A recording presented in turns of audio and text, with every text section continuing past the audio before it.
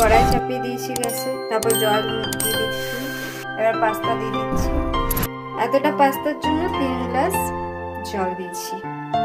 এরপর একটু refine oil দিয়ে দিচ্ছি যাতে তলে লেগে না যায়। পাস্তাটা বেশি সিদ্ধ করা যাবে না। এবারে সিদ্ধ হয়ে গেছে, এবার নামিয়ে নেব। পেঁয়াজ লঙ্কা কাটা আছে, তেল দিয়ে দেব। তেলটা ভালো করে গরম হবে। এবারে পেঁয়াজ লঙ্কাগুলো একটু পরে দেব। এবারে ডিমটা ফাটিয়ে নেব। নেওয়ার পর নুন নিয়ে নিচ্ছি, একটু তেল দিয়ে দিচ্ছি।